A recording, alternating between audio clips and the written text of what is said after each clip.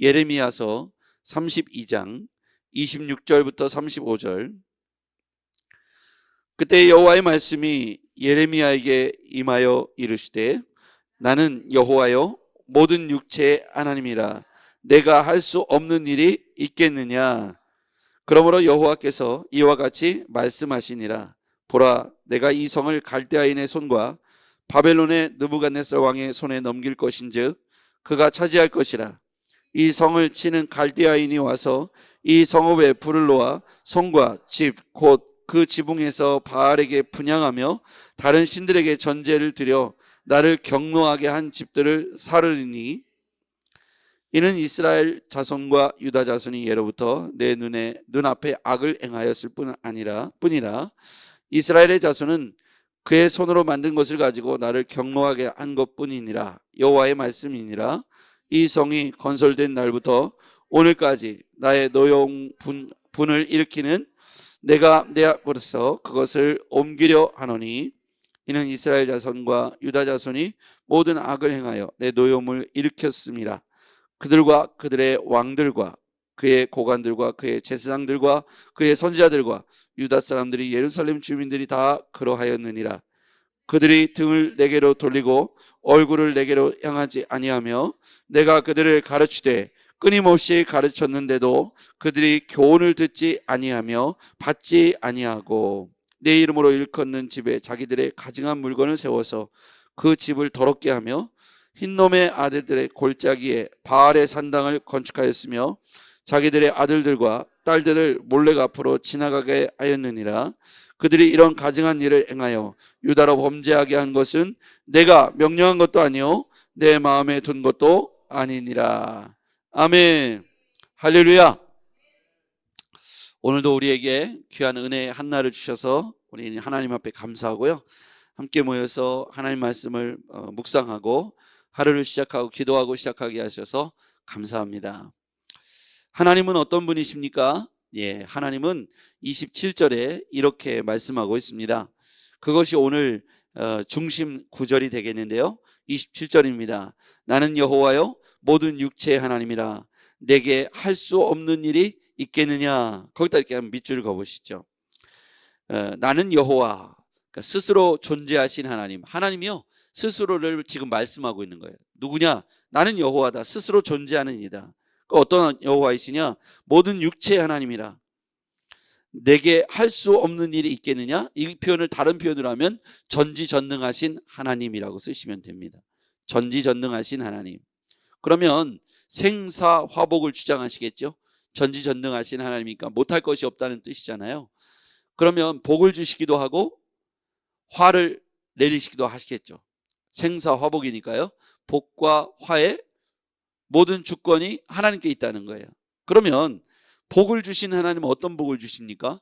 이스라엘을 택하시고 이스라엘 선민의 백성이 되게 하셔서 강권적인 하나님의 은혜를 부어주셨던 것이 이스라엘이죠.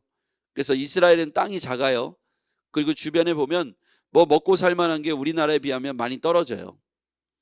그러니까 우리가 눈으로 볼 때는 우리나라가 더 복받은 것처럼 보여질 만큼 우리나라는 사계절이 분명하고 또 열매들도 주렁주렁 맺혀 있고, 산에 가면 자연인들이 맨날 산삼 캐고 뭐 그러고 먹고 살잖아요. 산에 가면 먹을 게 있다는 뜻이에요. 그런데 이스라엘 땅에 가면 이건 축복의 땅이라고 보기엔, 가나안 땅이 젖과 꿀이 흐른다고 보기에는 완전히 황무지입니다. 이게 무슨 복입니까? 근데 거기에 플러스 알파가 있어야 돼요. 플러스 알파는 전능하신 하나님이세요. 그러니까 거기는 하나님만 의지할 수밖에 없는 척박한 땅입니다. 그냥 몇 시간을 차를 타고 막 달려가도 벌판밖에 없어요. 몇 시간을 달려도 물이 안 나와요. 우리는 불과 20-30분만 달려가면 물이 강물처럼 흐르는 물들이 계곡에도 있고 냇가에도 있고, 그래서 옛날 저 어렸을 때는 그냥 냇가에서 물을 퍼다가 그냥 라면을 끓여 먹어도 될 만큼 물이 좋았고, 지금도 조금 산속으로만 가면 그런 물들이 사시사철 흐릅니다. 그렇죠? 아마 그런 물이 안 흐르면 자연인들은 다 죽었을 거예요. 근데 이렇게 이스라엘 땅이 복된 땅이라고 한 거 플러스 알파, 하나님의 은혜가 부어져야만 복된 땅이 되는 거죠. 그러니까 이스라엘 땅에 하나님이 함께 하시니까 복된 땅이에요.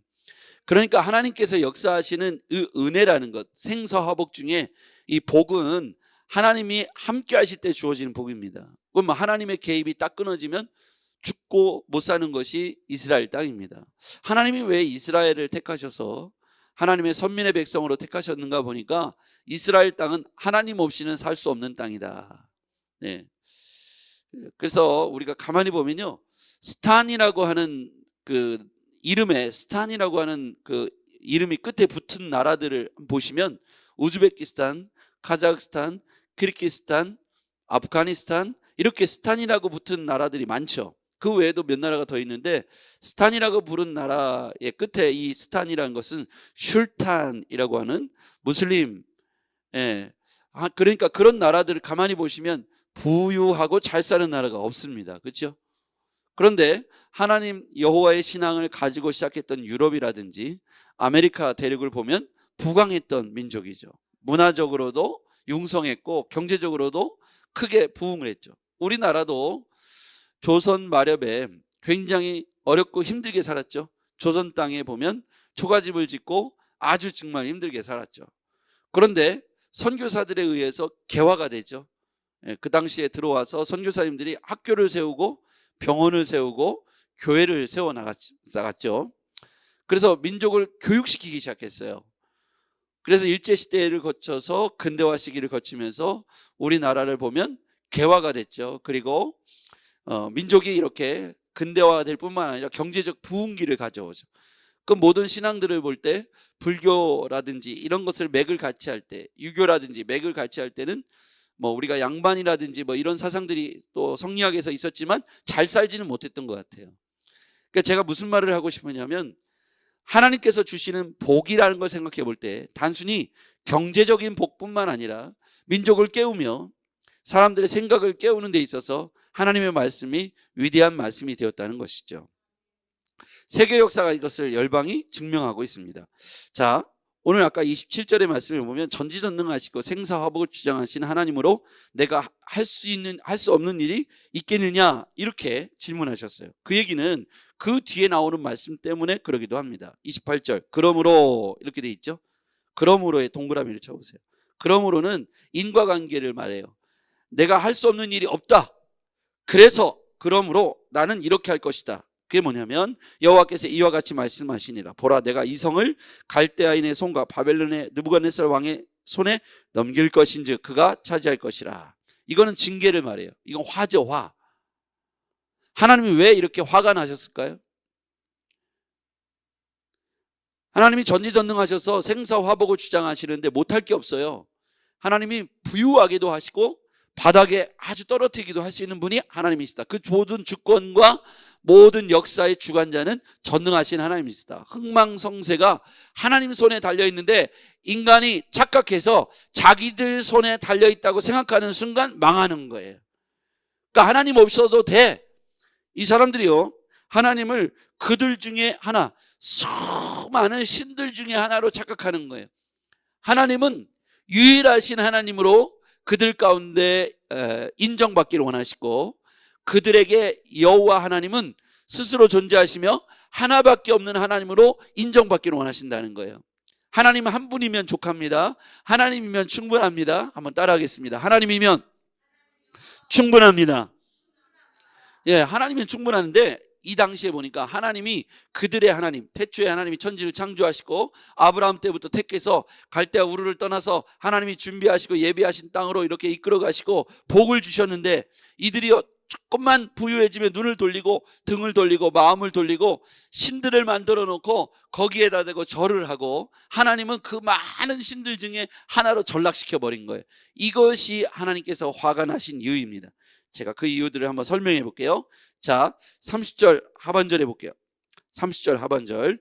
나를 경노하게 한 것뿐이라. 그 경노라는 단어가 나오죠. 거기다 동그라미 쳐보세요. 경노. 그 다음에 31절 중간에 보면 나의 노여움과 분을 일으키고. 노여움, 분, 거기에다 동그라미 쳐보세요. 하나님이 지금 화가 나셨어요. 뭐 때문에 화가 나셨는지. 32절 예. 이스라엘 자손과 유다 자손이 모든 악을 행하여 내 노여움을 일으켰습니다. 노여움에다가도 동그라미를 쳐보세요. 이유가 있겠죠. 하나님이 이렇게 화가 나고 노여움을 하고 분을 하고 또 격노하게 이렇게 계속 표현을 쓰셨어요. 29절 하반절에도 29절 맨 끝에 보면 나를 격노하게 한 집들을 사르니, 나를 격노하게 동그라미 쳐보세요. 자, 제가 여러분에게 동그라미 치라고 했던 내용들은 하나님께서 화가 난 장면들이에요. 이유를 볼게요. 33절 같이 읽어볼까요? 시작. 그들이 등을 내게로 돌리고 얼굴을 내게로 향하지 아니하며 내가 그들을 가르칠 때 끊임없이 가르쳤음에도 그들이 교훈을 듣지 아니하며 받지 아니하고. 화가 난 이유 첫 번째, 등을 돌렸어요. 그 다음에 얼굴을 향하지 않습니다. 이 얼굴을 향하지 않았다는 건 하나님을 향하지 즉 마음을 바꿨다는 거예요. 마음을 바꿨다는 거예요. 하나님을 바라보지 않고요, 세상을 바라보고 사람을 바라보죠. 그리고 하나님이 끊임없이 가르쳤는데도 교훈을 듣지 않고 받지 않고. 그러니까 하나님 화가 난 이유들이 이런 것이죠. 자, 이렇게 된 결과가 어떻게 됐어요? 등을 돌리고 얼굴을 향하지 않고 하나님의 말씀에 교훈을 듣지 않고 받지 않고. 그게 어떻게 됐습니까? 34절 결국 그들은 어떻게 돼요? 내 이름으로 일컫는 집에 자기들의 가증한 물건을 세우고, 우상 숭배를 말하죠. 가증한 물건을 세우고 그 집을 더럽히며, 더럽힌 것은 우상 숭배죠. 그렇죠? 그 다음에 자기들의 아들들과 딸들을 몰래 앞으로 지나가게 하였고, 아들과 딸들을 몰래 앞에 지나가게 한 건 발의 신당을 건축하고 아들과 딸들을 몰래 앞에 지나가겠다. 몰래계 신에게 인신 공양을 했던 거예요. 자기 자녀들을 산 제물로 드렸던 겁니다.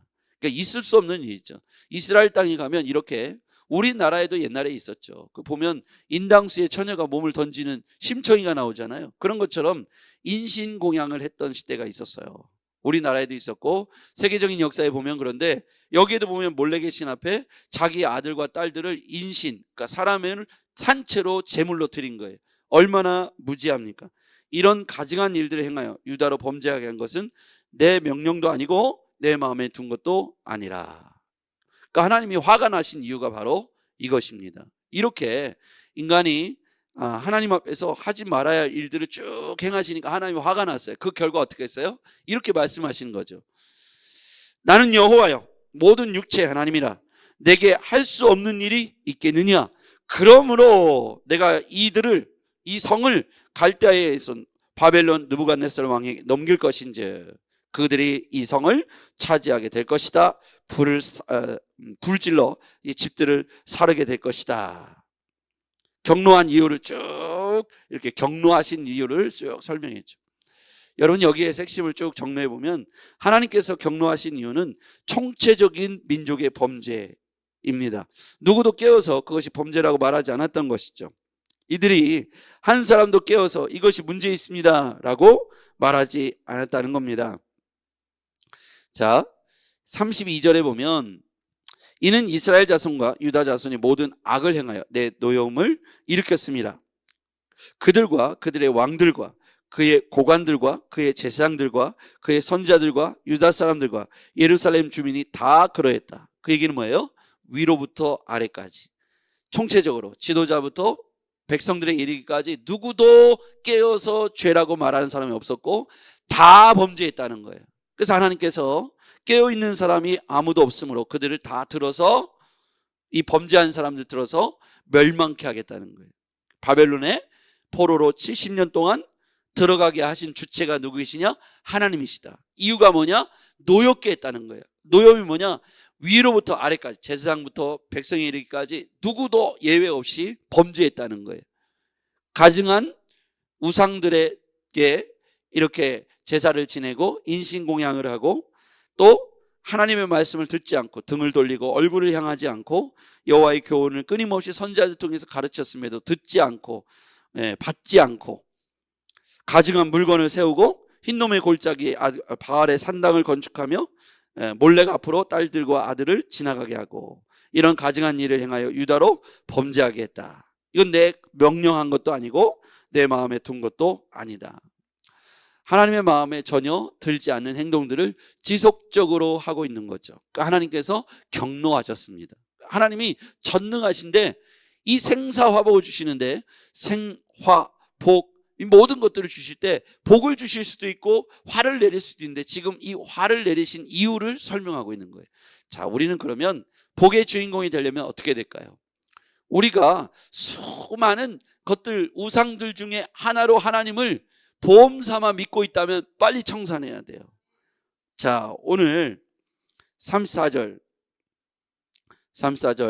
같이요. 시작. 내 이름으로 일컫는 집에 자기들의 가정한 물건을 세워서 그 집을 더럽게 하며. 하나님을 내 이름으로 일컫는 집에 자기들의 가정한 물건을 세워요. 하나님의 성전 안에 거기에다가 우상단지들을 집어넣었다는 거예요. 그러니까 하나님이 많은 신들 중에 하나일 것이라고 생각하는 거예요. 얼마나 어리석습니까? 하나님은 전능하신 하나님이시고 유일하신 하나님이기를 원하시는데 내가 하나님이 한 분이면 족합니다. 나는 하나님만 섬기겠습니다. 나는 우상을 따르지 않겠습니다. 예, 이런 결단이 하나님께서 복을 내리시는 기준이고요. 화를 내리시는 기준은 뭐냐면 손으로다가 하나님 앞에서 우상들을 깎아 만들어서 성전 안에도 갖고 들어오고 그리고 밖에서도 이게 거기서 우상단지들을 세워놓고 집에도 그리고 모든 사람이 보는 곳에도 우상을 만들어 놓고 섬기는 것을 볼 때 하나님께서 전혀 기뻐하시지 않고 화를 내리신다. 하나님은 전능하신 하나님이라고 우리에게 소개하시면서 화와 복 중 무엇을 받기를 원하느냐. 이스라엘을 예를 들면서 이스라엘 땅을 하나님이 택하신 건 하나님이 은혜를 부으시는데 전지전능하신 하나님이 생사화복으로 그들에게 함께 하시는데 복을 주실 때에는 하나님을 찬양하다가 그 복이 이제 계속 내리면 만나가 매일 내리다 보니까 이 박한 음식이라고 그들을 이게 폄하하기 시작하죠. 처음에는 너무 좋아했죠. 근데 시간이 지나면서 이 박한 음식이라고 우리가 고기도 먹고 싶다고 우리 옛날에 애굽에서 먹던 게 더 그리웠다고 이렇게 말하는 걸 보죠. 인간은 하나님께서 주시는 이 복이 계속 거듭될수록 불평과 불만이 나오죠. 여러분 오늘도 우리에게 주신 은혜들을 범사에 감사하시길 바랍니다. 이 생사화복을 하나님이 주시는 건데 날마다 감사할 때 마치 이런 거죠. 아이들이 오늘도 이거 주셔서 고맙습니다. 오늘도 밥을 주셔서 고맙습니다. 오늘도 빨래를 해주셔서 너무 감사합니다. 저를 낳으셔서 감사합니다. 이런 얘기들을 아이들이 늘 한다면 부모들은요 더 주고 싶죠. 그렇죠?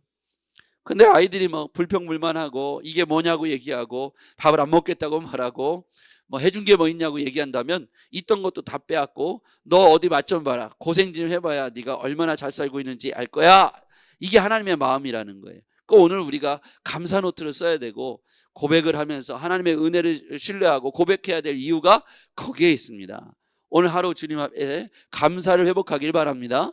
하나님 앞에서 오늘 주님 앞에서 우상들을 제하시고 전능하신 하나님이 나에게 생사화복, 전능하신 하나님이 나에게 생사화복을 주시는데 내게 복 주시기를 원합니다. 얼굴을 주께로 향하기 원합니다. 등을 돌리지 않고 주님께로 얼굴을 향하기 원합니다. 주의 교훈과 말씀을 가르침을 듣고 받기를 원합니다.